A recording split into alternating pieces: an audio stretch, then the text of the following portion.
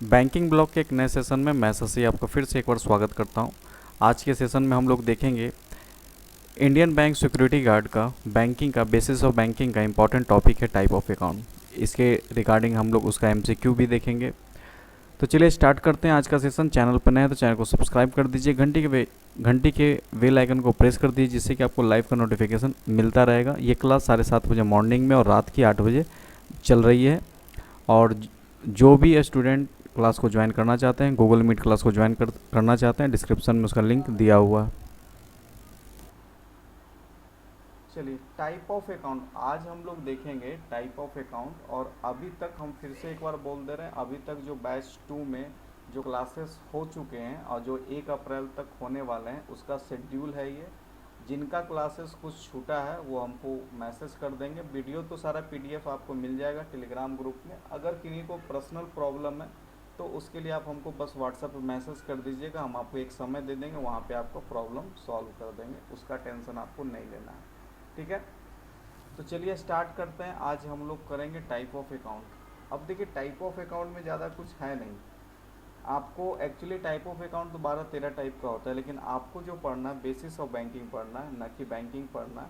तो उसमें जो टाइप ऑफ अकाउंट है वो देखिए कितने टाइप के हैं। सबसे पहला आता है सेविंग अकाउंट। क्या आता है? Saving account.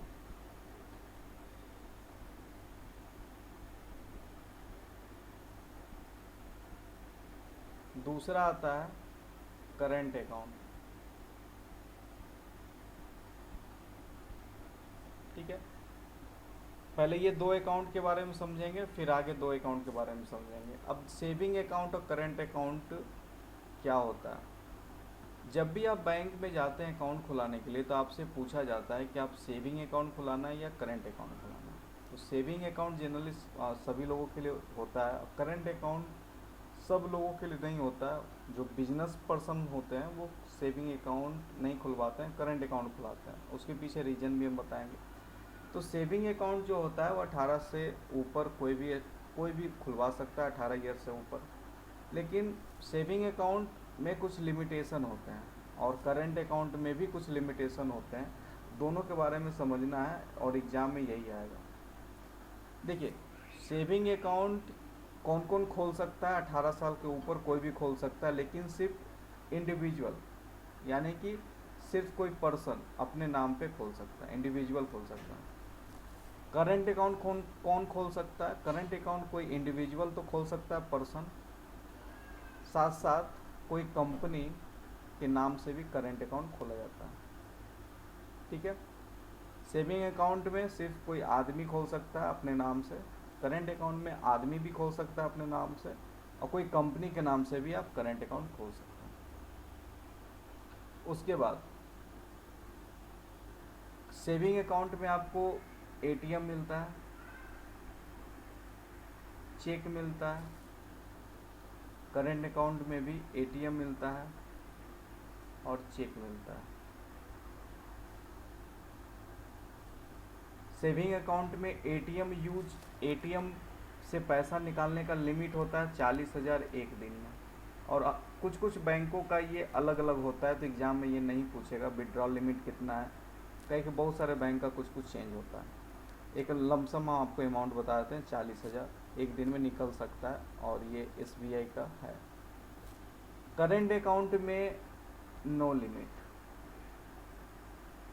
आपके अकाउंट में जितना पैसा सब निकाल लीजिए, कोई लिमिट नहीं, ठीक है। एटीएम के थ्रू, ठीक है। लेकिन आगे हम बताएंगे कि एटीएम के थ्रू क्यों नहीं लोग निकालते हैं, उसके पीछे रीजन है। एटीएम के थ्रू चार्जेबल होता है, ठीक है। एटीएम के थ्रू करंट अकाउंट का जो एटीएम होता है उसके थ्रू आप चार्ज लगता है, इस कारण से लोग एटीएम के थ्रू पैसा नहीं निकालते हैं। जितना भी बिजनेसमैन होते हैं सब काम करते हैं चेक के थ्रू करते हैं, ठीक है। अब और अंतर समझिएगा। एटीएम का विड्रॉल तो समझ गए, और इसमें चेक मिलता है, चेक में कोई अंतर नहीं है। उसके अलावा और भी अंतर है। सेविंग अकाउंट में आपको इंटरेस्ट मिलता है। क्या मिलता है? इंटरेस्ट मिलता है। करेंट अकाउंट में कोई भी इंटरेस्ट नहीं मिलता। अगर आप सेविंग अकाउंट में अगर 1 लाख रुपया सेविंग अकाउंट में डालें तो कुछ साल बाद आपका पैसा बढ़ के निकलेगा, लेकिन करेंट अकाउंट में अगर 10 लाख डाल के रखें तो उतना ही रहेगा, उसका कभी भी वो पैसा बढ़ेगा नहीं, क्योंकि उसमें इंटरेस्ट नहीं मिलता। ठीक है, तो याद रखिएगा, इसमें इंटरेस्ट मिलता है, इसमें इंटरेस्ट नहीं मिलता है। उसके बाद और अंतर समझिए, सेविंग अकाउंट जो भी होता है उसमें आप एक से अधिक ज्वाइंट अकाउंट खुलवा सकते हैं, बहुत लोग ज्वाइंट अकाउंट खुलवाते हैं। ठीक है, इसमें ज्वाइंट अकाउंट खुलता है, लेकिन करेंट अकाउंट में ज्वाइंट अकाउंट नहीं खुलता है। रेयर केस में कोई कोई बैंक खोल देता है, लेकिन जनरली नहीं खुलता है। करेंट अकाउंट जनरली यूज किया जाता है बिजनेस पर्पस के लिए, सेविंग अकाउंट यूज किया जाता है जनरली पर्सनल पर्पस के लिए। कोई दिक्कत है किसी को?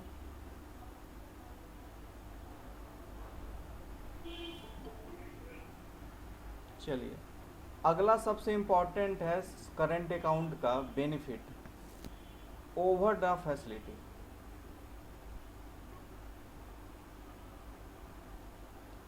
अब ये ओवरड्राफ्ट क्या होता है? ठीक है, अब इसके बारे में थोड़ा सा समझिएगा।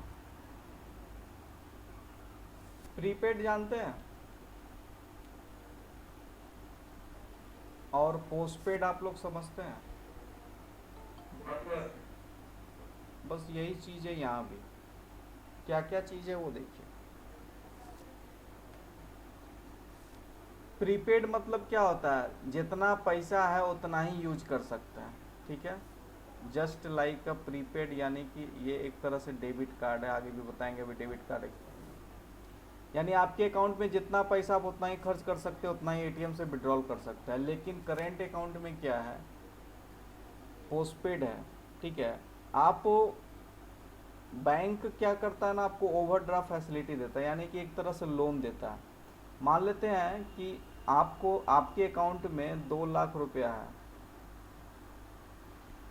लेकिन आपको कहीं पे पैसा देना है 2.5 लाख रुपया, तो हर बैंक हर कस्टमर के हिसाब से ओवरड्राफ्ट फैसिलिटी सेट करता है। जो अच्छा कस्टमर है, जिसका ट्रांजैक्शन अच्छा है, बहुत दिन से बैंक में अकाउंट खोले हुए है, तो उसको हो सकता है 1 लाख का भी लोन मिल जाए, यानी ओवरड्राफ्ट फैसिलिटी मिल जाए। ओवरड्राफ्ट मतलब लोन समझ लीजिए। और कोई है जो बैंक में रेगुलर नहीं है, ट्रांजैक्शन अच्छा नहीं है, तो उसको 10,000 भी मिल सकता है। ये बैंक डिसाइड करता है किस कस्टमर को कितना ओवरड्राफ्ट का लिमिट देना है। तो मान लेते हैं कि 2 लाख रुपया है और ओवरड्राफ्ट फैसिलिटी 50,000 उसके अकाउंट में, तो मैक्सिमम 2.5 लाख रुपया तक किसी खर्च कर सकता है। लेकिन सेविंग में क्या था, अगर 2 लाख है तो 2 ही लाख तक आप निकाल सकते हैं, कभी भी 2.5 लाख नहीं होगा। लेकिन करेंट अकाउंट में क्या है कि आपको बैंक कुछ ओवरड्राफ्ट फैसिलिटी देता है, उसका यूज करके पैसा आप निकाल सकते हैं। फिर टाइम टू टाइम वो जो पैसा आपको मिला है उसको आपको जमा करना होगा बैंक में। तो यही अंतर, मोस्टली अंतर होता है। इसलिए लोग जो बिजनेस पर्पस लोग होते हैं वो जनरली यूज करते हैं करेंट अकाउंट, डील करते हैं करेंट अकाउंट में, सेविंग अकाउंट में नहीं डील करते हैं। कोई दिक्कत? इसका इंटरेस्ट देना पड़ता है सर? हाँ, इसका किसका इंटरेस्ट? जो हाँ, इंटरेस्ट देना, हाँ हाँ, अगर आप टाइमली जमा कर दिए तो ठीक है। एक डेट होता है कि 5 दिन में कर देते हैं, 10 दिन में कर देते हैं, लेकिन उससे डेट से फेल होगा तो आपको इंटरेस्ट देना पड़ेगा। बोर्ड नहीं दिख रहा सर। बोर्ड नहीं दिख रहा है तो एक बार डिस्कनेक्ट करके फिर से कनेक्ट कीजिए। ये कॉन्सेप्ट है क्रेडिट कार्ड से देते हैं ना सर ये? हाँ जी, हाँ जी, हाँ जी, बस just like a credit card हो गया। ठीक है, अभी आएंगे हम टाइप ऑफ कार्ड में, बताएंगे आपको कि यहाँ तक सबको समझ में आ गया? जी सर। किसी को कोई दिक्कत? चलिए, पहला हो गया सेविंग अकाउंट, दूसरा हो गया करेंट अकाउंट। आते हैं थर्ड नंबर पे, जो नाम है उसका, जो कि सबसे ज़्यादा भारत में यूज होता है, फिक्स्ड डिपॉजिट।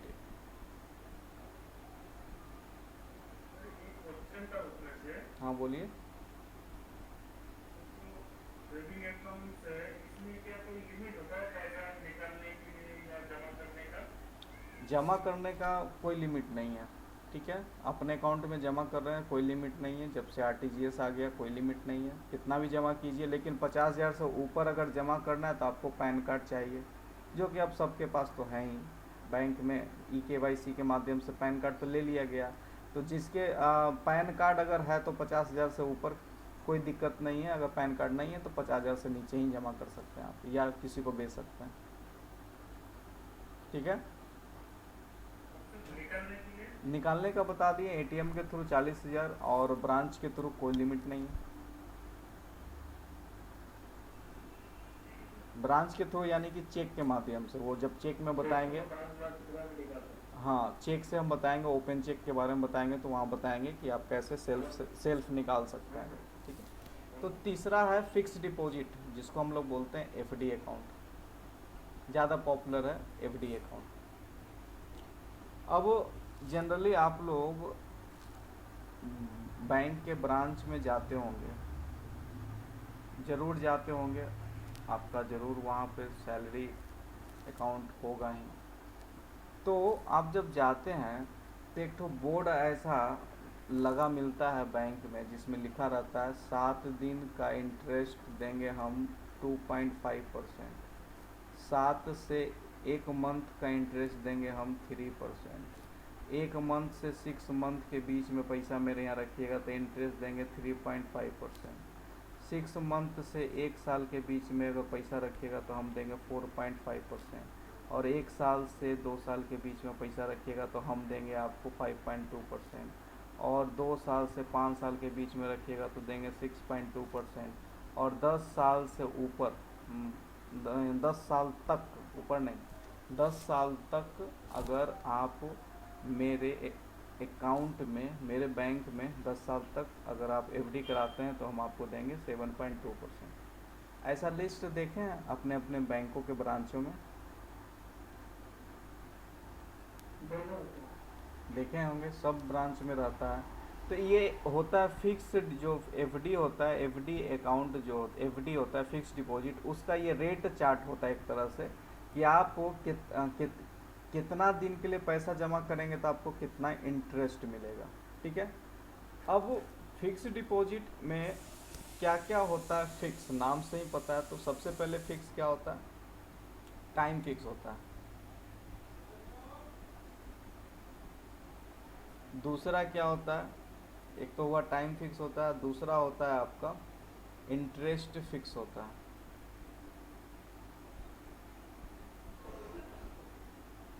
ठीक है, तीसरा क्या होता है, आप कितना पैसा दे रहे हैं, यानी कि अमाउंट फिक्स होता है।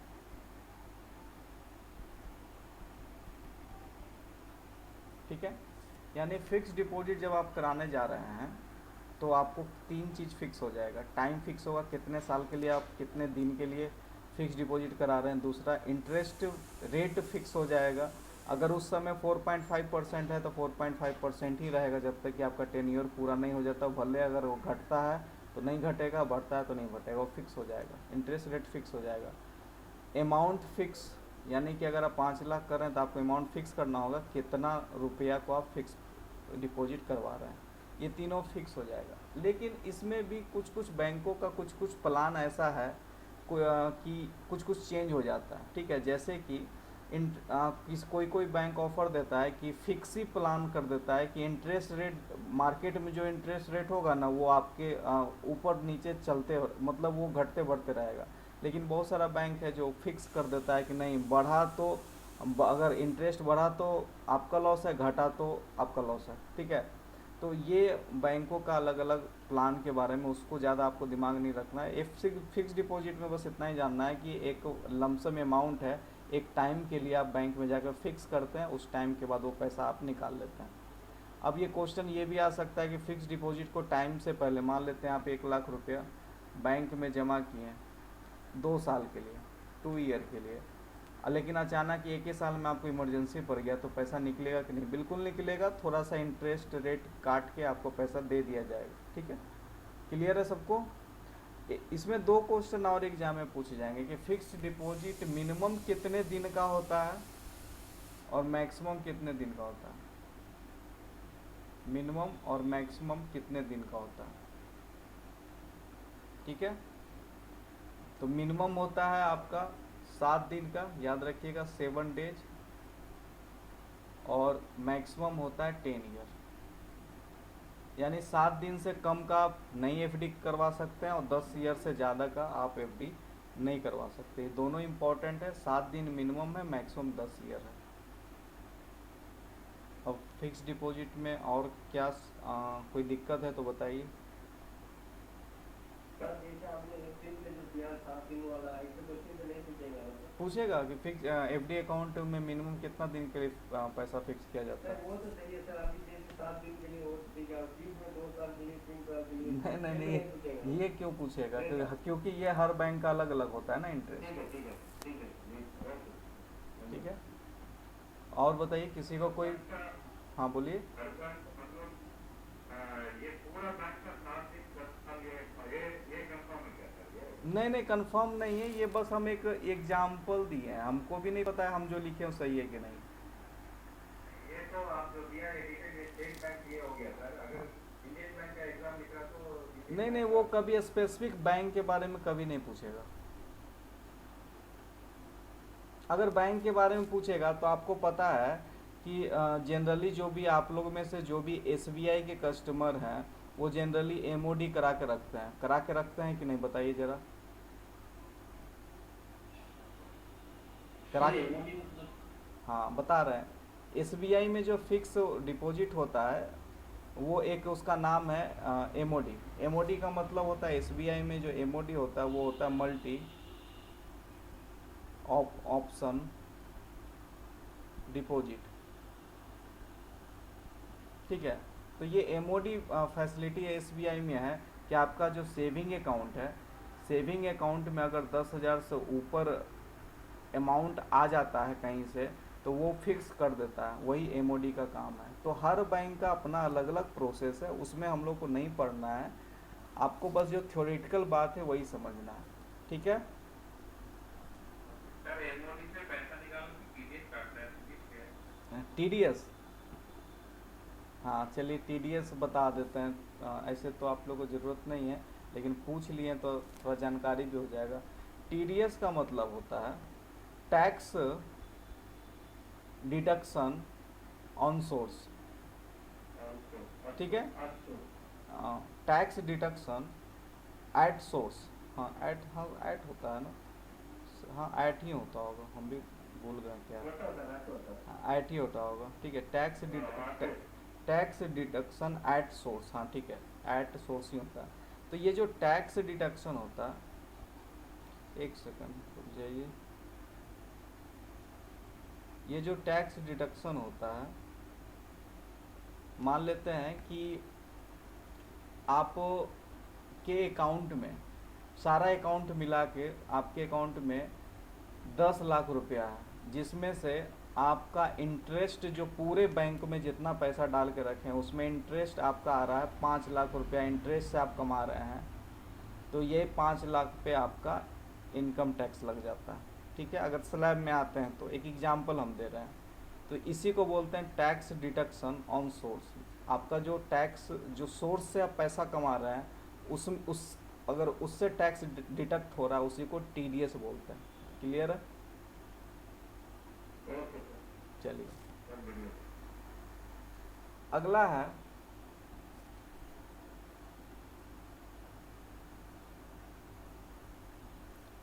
चार नंबर में रिकरिंग। ठीक है, रिकरिंग अकाउंट, ये भी बहुत फेमस है, ये पोस्ट ऑफिस में तो आज तक चलता है।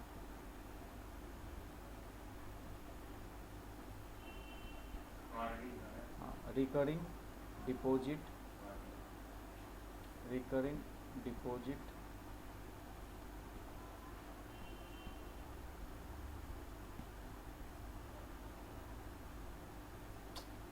क्या लिख रहा है, डिपॉजिट अकाउंट। ठीक है, जिसको हम लोग बोलते हैं शॉर्ट में आरडी अकाउंट। ठीक है, अब देखिए बात को समझिए, मान लेते हैं ये किसके लिए बना है, एक्चुअली बना है, मान लेते हैं एक सब्जी वाला सब्जी बेचने वाला है। ठीक है, अगर आप सब्जी वाले को बोलेंगे कि बैंक में हर महीना 10,000 रुपया जमा कर दो, तो उसके लिए थोड़ा मुश्किल काम है कि नहीं है, बताइए। है मुश्किल काम। हर उसका कोई कि अमाउंट तो फिक्स होता नहीं कि हर महीना 10,000 रुपया कमा लेगा, ये संभव है नहीं। ज़्यादा भी कमा सकता है, कम भी कमा सकता है। लेकिन अगर उसको बोल दें कि 500 रुपया हर दिन तुम बैंक में जमा करो, तो कर सकता है कि नहीं कर सकता है? कर सकता है। ठीक है, तो यही इसी रीज़न था कि बैंक को आरडी अकाउंट खोलना स्टार्ट किया। ठीक है, तो आरडी अकाउंट जो होता है वो होता है fix amount, fix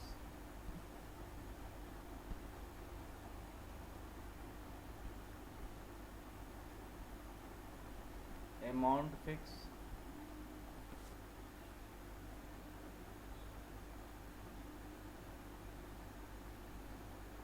amount fix, दूसरा होता है टाइम फिक्स, तीसरा होता है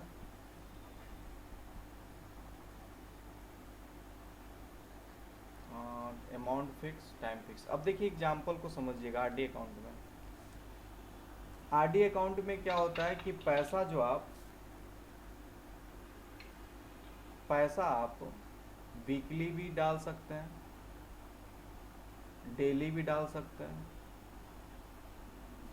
मंथली भी डाल सकते हैं। ये ऑप्शन मिलता है आपको रिकरिंग अकाउंट में। ठीक है, कि पैसा डेली बेसिस पे डाल सकते हैं, वीकली बेसिस पे डाल सकते हैं, मंथली बेसिस पे डाल सकते हैं। ठीक है, और अमाउंट को आप फिक्स कर सकते हैं। मान लेते हैं अमाउंट आप ही फिक्स कर लीजिए कि हम 500 का डेली देंगे, या 1000 का डेली देंगे, या 5000 का डेली देंगे, या 5000 का वीकली देंगे, या 5000 का मंथली देंगे। तो रिकरिंग डिपॉजिट अकाउंट में बैंक ऑफर देता है कि अमाउंट भी आप ही फिक्स कर लो, टाइम भी आप ही फिक्स कर लो। जो आप फिक्स करोगे उसी के रिगार्डिंग हम आपका अकाउंट में डिपॉजिट करेंगे। तो रिकरिंग जो अकाउंट होता है वो जनरली उन्हीं लोगों के लिए होता है जो डेली बेसिस पे बिजनेस करते हैं, जो डेली बेसिस पे, वीकली बेसिस पे पैसा डाल सकते हैं। तो रिकरिंग डिपॉजिट अकाउंट ऑफर करता है कि टाइम आप सेट कर लो, अमाउंट आप सेट कर लो, और उसके हिसाब से आप पेमेंट करो। सबको समझ में आया? क्लियर है? बोलिए। इंटरेस्ट आरडी इंटरेस्ट रेट मिलता है जस्ट लाइक आपको सेविंग पे मिलता है, सेविंग से ज़्यादा ही मिलता है। हर बैंक का अलग अलग है। ठीक है, मतलब से अब मान के चलिए सेविंग में जो इंटरेस्ट मिलता है और एफडी में जो इंटरेस्ट मिलता है उसके बीच का इंटरेस्ट मिल जाएगा रिकरिंग में। क्लियर है? कोई दिक्कत? अब देखिए ये तो चलिए हो गया, ये मोस्टली आपको टोटल चार अकाउंट है जो आपके सिलेबस में बेसिस ऑफ बैंकिंग में है। लेकिन इसके अलावा भी बहुत सारे अकाउंट होते हैं जो हम आपको नहीं बताए हैं, जैसे कि आपको एनआरओ अकाउंट, एनआरई अकाउंट जो एनआरआई के लिए होता है, नेस्ट्रो अकाउंट, वॉस्ट्रो अकाउंट, ये सब आपको नहीं पढ़ना है। ठीक है, लेकिन दो गो और अकाउंट है जो आपको बता देते हैं। पहला पचवा है जो आप लोग जानते होंगे, बहुत फेमस हुआ है 2014 से, जनधन खाता। नाम तो सुने ही होंगे। ठीक है, जनधन खाता 2014 में आया था। ठीक है, और इसका पूरा नाम है प्रधानमंत्री जनधन योजना। ठीक है, अब प्रधानमंत्री जनधन योजना को समझने के लिए हमको समझाना होगा आपको डेबिट कार्ड और क्रेडिट कार्ड के बारे में। तो अब यहाँ जनधन अकाउंट को छोड़ के और एक छठा है BSBDA अकाउंट। ठीक है, ये दोनों अकाउंट अभी हम बताएंगे जो ज़रूरी है। लेकिन ये जनधन खाता को समझने के लिए हमको बताना होगा डेबिट कार्ड के बारे में।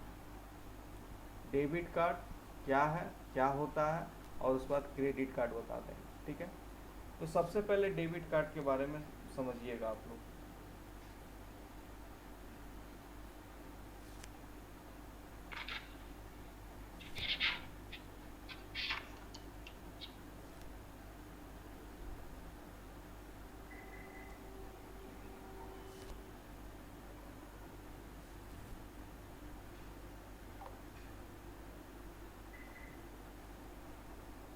2014 तक भारत में 2 कंपनी राज किया था, और 2014 से पहले आप लोग के पॉकेट में बस 2 कंपनी का कार्ड होता होगा। एक होता है मास्टर कार्ड, दूसरा होता है वीजा कार्ड। होता था या नहीं होता था?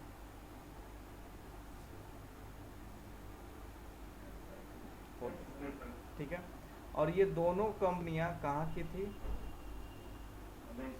अमेरिका, यूएसए की थी। ठीक है। अगर आप 1000 का सामान खरीदते थे तो उस पर 1 रुपया ये लोग टैक्स लगाते थे। ठीक है, 1 रुपया का टैक्स लगता था। ये 1 रुपया कहाँ जाता था? अमेरिका।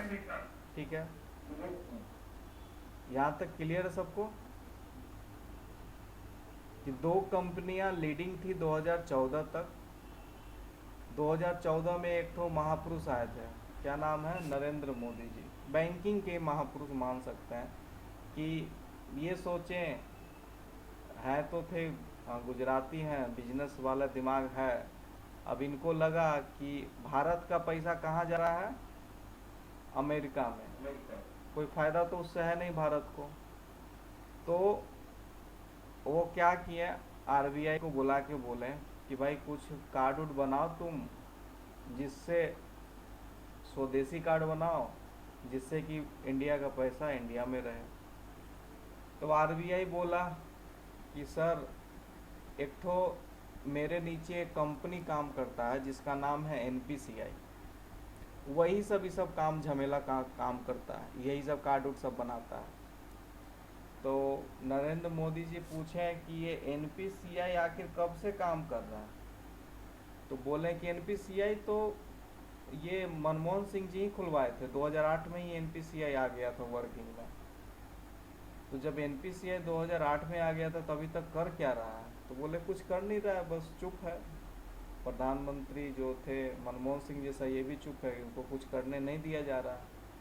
लेकिन एनपीसीआई 2012 में एक कार्ड लॉन्च किया था जिसको किसी को नहीं पता था। कौन सा कार्ड था?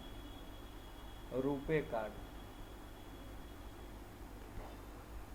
2012 में ही लॉन्च हो गया था, लेकिन किसी को पता नहीं चला। पता कब चला? 2014 में, कि रुपे कार्ड नाम का भी कुछ होता है। हाँ बोलिए।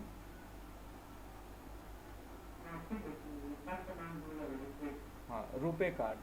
अब ये भी पूछ सकता है कि एनपीसीआई का फुल फॉर्म क्या है? तो एनपीसीआई का फुल फॉर्म होता है national payment corporation of India. ठीक है। तो एनपीसीआई 2008 में आया था, ये भी जान लीजिए। रुपे कार्ड 2012 में आ गया था, लेकिन कोई किसी को जानता नहीं था। अब ये कभी सोचे हैं कि बैंकों में आप मान लेते हैं, आप मान लीजिए कि आप आर्मी में सबसे सीनियर कौन होता है?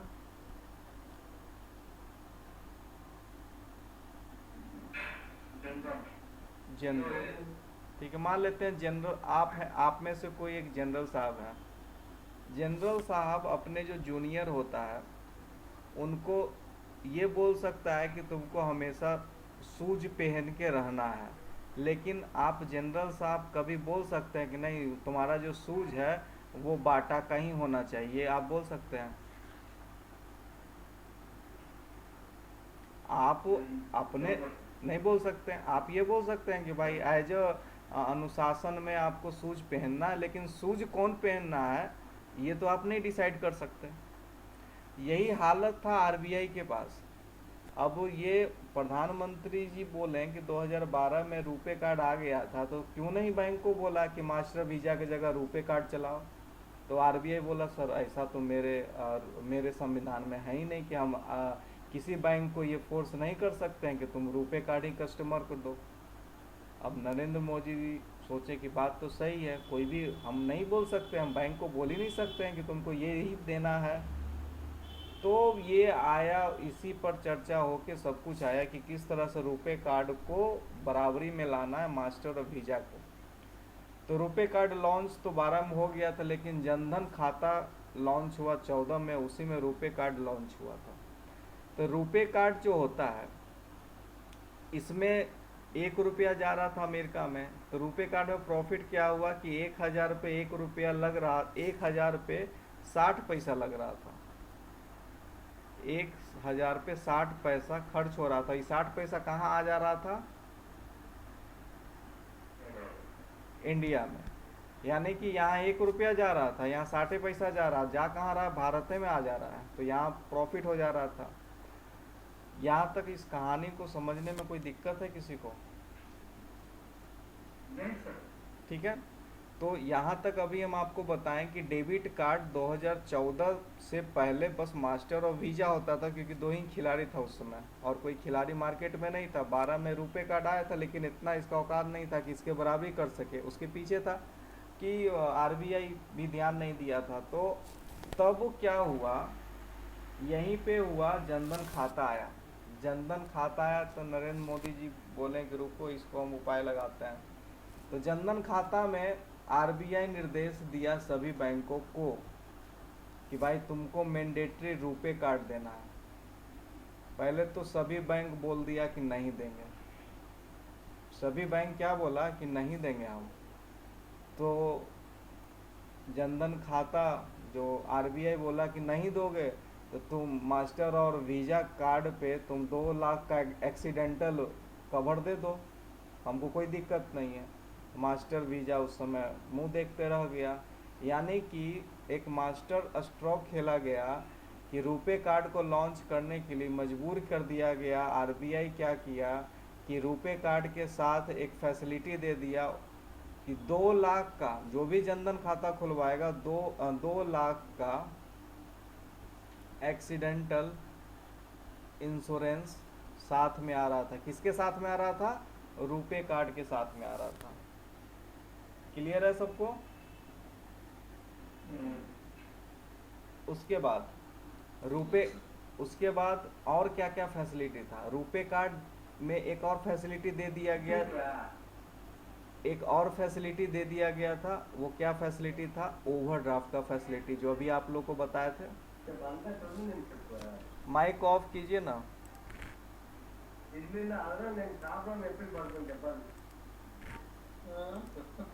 चलिए, रुपए कार्ड में ओवरड्राफ्ट फैसिलिटी मिलता था। कितना का? 5,000 का। यानी कि कहने का मतलब जो भी जनधन खाता खुलवाएगा वो उसके अगर अकाउंट में 1,000 रुपया है, ठीक है, 1,000 रुपया है उसके अकाउंट में, तो वो 6,000 रुपया तक निकाल सकता है। ऐसा कहा गया था, हमको नहीं पता आज तक कोई निकाल पाया है या नहीं निकाल पाया, लेकिन बाय थ्योरेटिकल यही है कि रुपए कार्ड में 2 लाख का एक्सीडेंटल इंश्योरेंस मिल रहा था और ओवरड्राफ्ट फैसिलिटी 5,000 था। जनधन खाता इसी के लिए फेमस हुआ था, ठीक है। और जनधन खाता पूछेगा किस लिए लाया गया था, तो फाइनेंशियल इंक्लूजन भारत में बढ़ाने के लिए, यानी सबका मतलब सबके घर में सब आदमी का एक खाता हो, यही टारगेट था जनधन खाता में। इसमें क्या क्या बेनिफिट मिला था कि इसमें मिनिमम बैलेंस का ज़रूरत नहीं है। 0 रुपया से खुलवा लीजिए और उसमें 0 रुपया रखिएगा अभी तक, कभी भी अकाउंट बंद नहीं होगा। मिनिमम बैलेंस जो भी आप लोग को जानते ही होंगे कि 3,000 से कम हुआ तक खटाक से 50 रुपया कट जाता है, आप लोग के अकाउंट से कट जाता है कि नहीं कट जाता है? हम भी नहीं सर, हम लोगों को नहीं करता है। तो आप लोग का 3,000 से कम नहीं होता होगा कभी, ठीक है। हम लोग का सैलरी अकाउंट में नहीं करता। हाँ सर, हाँ हाँ सैलरी हाँ, अच्छा हाँ, हम भूल गए थे ना, सब हम सैलरीड पर्सन से डील कर रहे हैं, ठीक है। हम लोग का कट जाता है इसलिए हमको याद है, ठीक है। आप लोग को कर सकते हाँ, हैं सैलरी वाला। तो मिनिमम बैलेंस का रिक्वायरमेंट नहीं था जनधन खाता में। 0 रुपया पे खुल भी जाएगा, 0 रुपया अकाउंट में रहेगा भी तो कभी भी बंद नहीं होगा, ठीक है। दूसरा इसमें बेनिफिट क्या था कि आपको रुपए कार्ड मिल रहा था और उसमें 2 लाख का एक्सीडेंटल, ओवरड्राफ्ट फैसिलिटी 5,000 का, बस यही था जनधन खाता। समझ में आ गया सबको जनधन खाता? सर जनधन खाता में पहले 1 लाख था ना सर वो हाँ बता रहे हैं, इंडिविजुअल। अभी अभी अभी हम बता रहे हैं। चलिए ये भी क्लियर कर दे रहे हैं। जब जनधन खाता लॉन्च हुआ था तो उस समय 1 लाख का एक्सीडेंटल इंश्योरेंस था और 5,000 का ओवरड्राफ्ट था। ठीक है, देखिए अब लेकिन 2018 में फिर ये चेंज हुआ है और ये चेंज होके क्या हो गया है, 2018 में 2 लाख का एक्सीडेंटल इंश्योरेंस हो गया है। ठीक है, और 2 लाख का एक्सीडेंटल इंश्योरेंस भी हो गया है और हमको लगता है 10,000 का ओवरड्राफ्ट फैसिलिटी भी हो गया। ठीक है, 10,000 का ओवरड्राफ्ट फैसिलिटी 2018 से हो गया है, पता नहीं आज तक किसी को मिला है कि नहीं।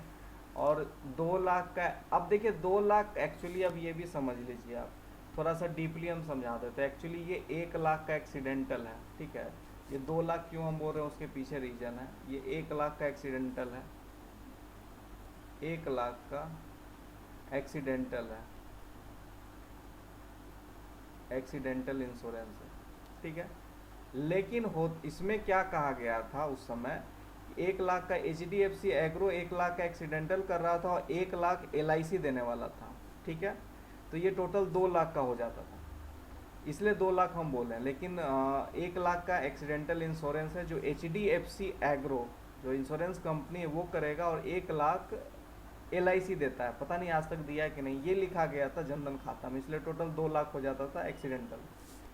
ठीक है, तो ये याद रखिएगा। अगर अभी पूछेगा 2018 में क्या कैलकुलेशन है, तो 1 लाख का एक्सीडेंटल इंश्योरेंस और 2 लाख मत ही याद कीजिए, नहीं तो बहुत जगह आपको 1 ही लाख मिलेगा, क्योंकि इसका डीपली कोई जानता तो है नहीं, सब पढ़ा दिया है सबको कि 1 ही लाख का होता है। तो 1 ही लाख आप लोग जानिए, 1 लाख का एक्सीडेंटल इंश्योरेंस और 10,000 का ओवरड्राफ्ट फैसिलिटी 2018 से चल रहा है, अभी अपडेट हुआ है। किसी को कोई दिक्कत?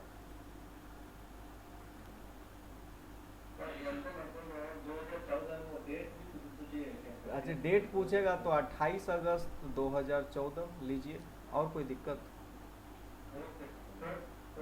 बोलिए। सर ये जो रुपए कार्ड है इसका जो प्रिंट किया जाता है इशू किया जाता है ये गवर्नमेंट इंडिया करती है, गवर्नमेंट ऑफ इंडिया करती है या आरबीआई? अभी हम बताए थे कि ये सब झमेला झोल झमेला कौन करता है, ये सब झोल झमेला कौन करता है, ये करता है।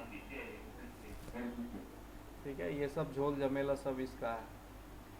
तो इसमें आरबीआई का रोल तो नहीं है ना? आरबी देखिए बात को समझिए, आरबीआई का बस इतना ही रोल है, बैंकों पर जो भारत में जो भी मॉनेटरी पॉलिसी है और भारत में जो बैंकों के लिए काम है, मतलब आरबीआई एक गार्जियन है। ठीक है, वो देख रहा है कि उसके नीचे का लोग सही काम कर रहे हैं कि नहीं, सही काम नहीं करेगा तो उसको लतार मारेगा, फाइन मारेगा, लाइसेंस रद्द करेगा। इसका आरबीआई का ये काम नहीं है कि कोई काम करवाना बैंकों से, वो काम नहीं है आरबीआई का। ठीक है, क्लियर है सबको? और कोई? सर एक सवाल पूछना था। हाँ बोलिए। पहले आप बता रहे थे जनधन खाता किस लिए खुलवाया था, तो क्या खुले फाइनेंशियल एक्सक्लूजन के लिए? फाइनेंशियल इंक्लूजन के लिए, मतलब फाइनेंशियल इंक्लूजन के हर व्यक्ति के पास एक खाता हो, इसके लिए जनधन खाता लाया गया था। Thank you sir. और किसी को कोई दिक्कत? देखिए जितना ज़्यादा क्वेश्चन पूछिएगा कॉन्सेप्ट क्लियर होगा। बैंकिंग थ्योरिटिकल होता है, इसमें एमसीक्यू तो हम कराएंगे ही, लेकिन थ्योरी जब तक आप थ्योरी बढ़िया समझ लीजिएगा, कहानी जैसा समझ लीजिएगा ना, तो कितना भी क्वेश्चन घुमा के आएगा आप उसको डील कर सकते हैं। यहाँ तक डेबिट कार्ड सबको समझ में आ गया? चलिए, अब एक छोटा सा चीज़ और है, वो है क्रेडिट कार्ड।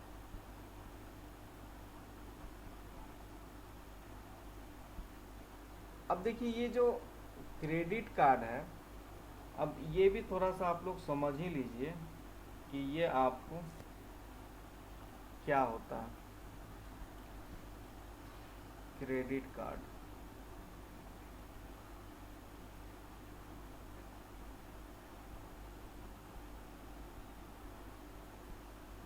डेबिट कार्ड हो गया प्रीपेड, जितना अकाउंट में उतने पैसा निकाल सकते हैं। क्रेडिट कार्ड हो गया पोस्ट पेड अकाउंट, ठीक है, पहले इस्तेमाल कर लीजिए और उसके बाद फिर बिल थमाएगा। और इसको एक और नाम से जाना जाता है, मैडम कार्ड। ये एग्जाम में भी पूछा है, इनमें से मैडम कार्ड क्या है। और ये HDFC पहले इसको मैडम कार्ड बोलता था। मैडम कार्ड क्या है, आप तो समझदार हैं, आपको क्या हम समझाएं कि समझाना होगा।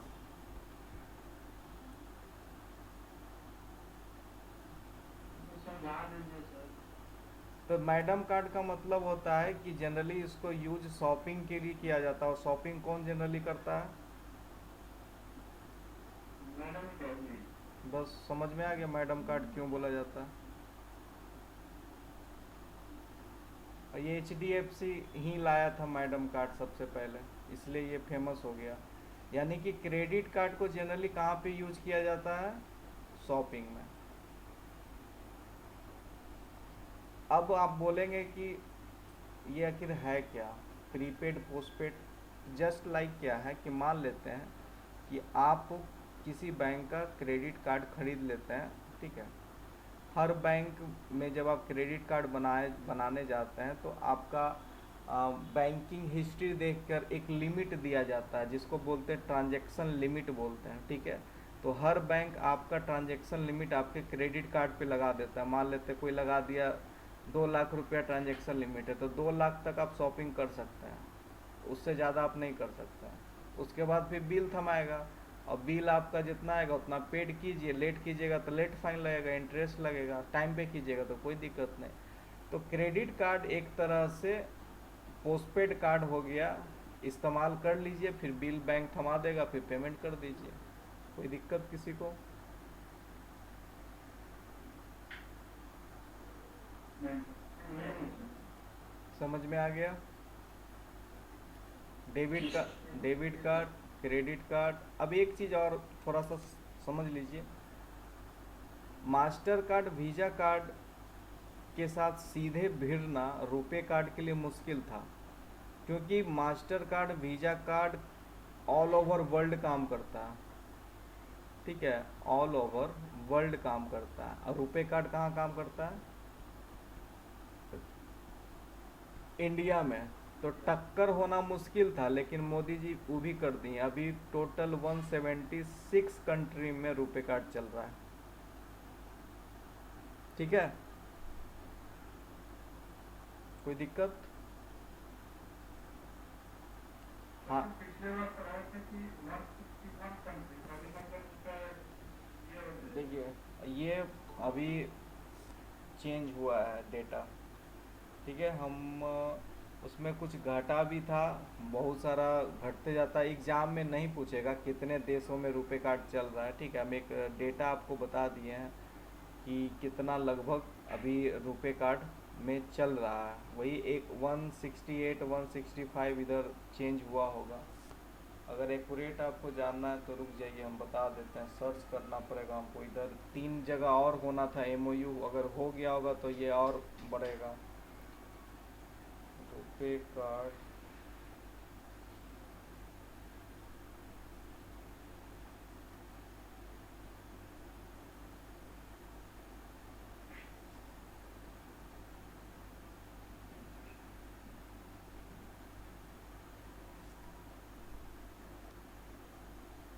एक 190 हो गया, लीजिए टोटल अभी 190 हो गया, आज का न्यूज़ है।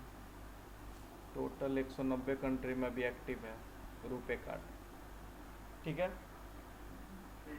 चलिए, डेबिट कार्ड ख़त्म, क्रेडिट कार्ड ख़त्म। अब आते हैं जनधन खाता में, ठीक है।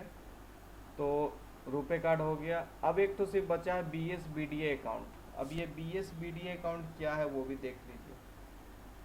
तो जनधन खाता ये मोदी जी लाए थे, और ये BSBDA लाए थे मनमोहन सिंह जी, ठीक है। ये BSBDA जो अकाउंट था 2012 में आया था। अब इस अकाउंट में क्या फैसिलिटी था, पहले इसका फुल फॉर्म जान लीजिए। बेसिक सेविंग मैं भाई तो खूब पार्टी निवार मुखा में के पाव होता ना बेसिक मैं से डॉक्टर को बात करता बेसिक सेविंग बैंक डिपॉजिट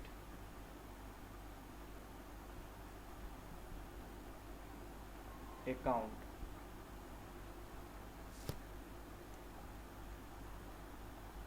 ठीक है, इसका फुल फॉर्म होता है basic saving bank deposit account, 2012 में आया था। इसमें कुछ फैसिलिटी दिया गया था। पहले तो फैसिलिटी था कि इसमें भी नो मिनिमम बैलेंस,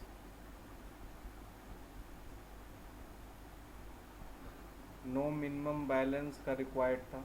इसमें कोई भी मिनिमम बैलेंस का ज़रूरत नहीं, जीरो पे भी खुल जाएगा। अभी रुपए कार्ड भी दे दिया जाता है यहाँ पे।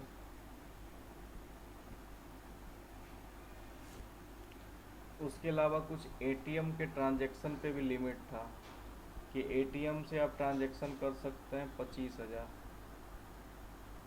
और एटीएम से ख़रीदारी कर सकते हैं। ये विड्रॉल है, एटीएम निकासी है, और ये खरीदारी पीओएस मशीन से, पॉइंट ऑफ सेल मशीन देखें आप लोग, 50,000 तक खरीदारी कर सकते हैं। ठीक है, तो इसमें और कोई भी चार्ज नहीं लगता है, सर्विस चार्ज नहीं लगता, कोई भी चार्ज नहीं लगता है। तो ये है आपका BSBDA account.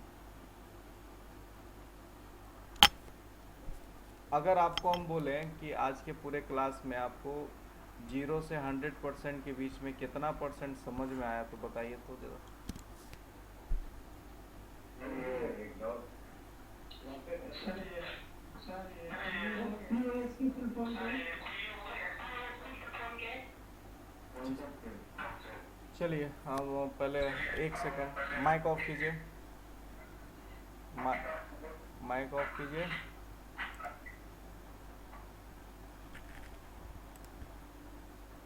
Point of cell पहले देख लीजिए आप लोग।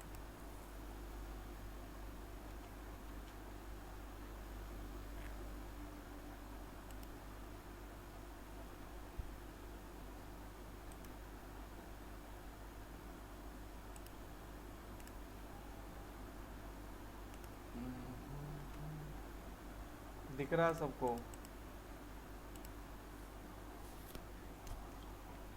दिख रहा है?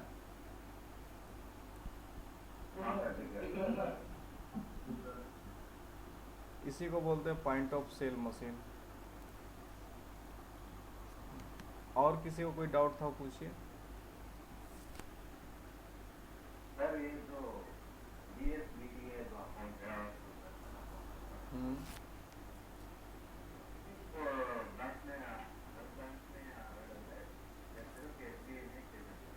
नहीं, अकॉर्डिंग टू RBI नोटिफिकेशन कोई भी बैंक ये दोनों अकाउंट खोलने से मना नहीं कर सकता।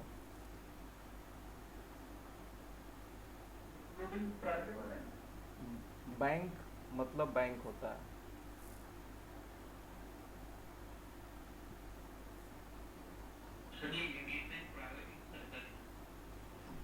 इंडियन बैंक प्राइवेट होता तब पे फिक्सेशन होता, जब पे फिक्सेशन नहीं होता तो आप फॉर्म भरने जाते हैं।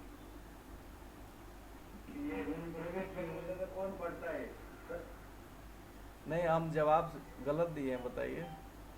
मेरे को चाहिए सर अगर प्राइवेट होता तो पे फिक्सेशन है, जब पे फिक्सेशन है तो इतना दिमाग कौन लगाने जाता। मेरे को चाहिए तो आगे जब मैं कोई उसमें आगे कॉन्टेक्ट में ले लेता था जैसे कि इसमें ICICI में जो वो होता चलिए, तो आज के अब ये तो हो गया थ्योरी पार्ट। अब इस पे हम MCQ आप लोगों को करवाएंगे, ठीक है। और पहले आप ये थ्योरी बढ़िया से एक बार फिर से माइक ऑफ कर लीजिए ना, एक बार फिर से इसको आप PDF देख लीजिएगा। और फिर से हम बता दे रहे हैं कि बैच 2 में जो शेड्यूल है इसको मिस मत कीजिएगा। कल अल्फ़ा न्यूमेरिक सीरीज है, 25 तारीख को मॉर्निंग में भी होगा, 7:30 से 8:30 के बीच में। यही क्लास 9 बजे रात में होती है, ठीक है। 25 तारीख को अल्फ़ा न्यूमेरिक सीरीज होगा, 26 तारीख को क्वेश्चन आंसर सेशन है, 27 तारीख को हॉलीडे है क्योंकि हमको आपका राइफल पढ़ना पड़ता है, तब पढ़ाना पड़ता है, इसलिए एक दिन हमको समय चाहिए।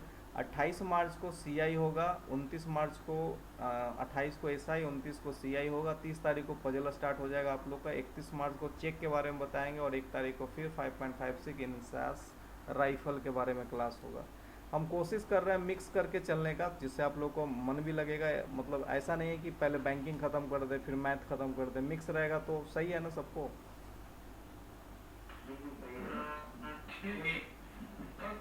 सुबह में कल चलेगा सर? हाँ कल सुबह में क्यों नहीं चलेगा। सुबह में